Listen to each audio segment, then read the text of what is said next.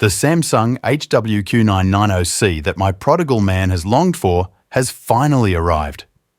I couldn't wait to unpack it and took it out with great care for fear of breaking it if I put it aside. I held it in my hand and checked carefully to see if there was any damage. The quality of the subwoofer looked good. It looked like it was all disassembled.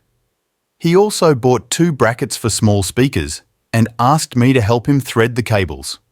I mean, the cables are really difficult to thread. After that, he started debugging and finally let everyone hear the results to see if it was worth it.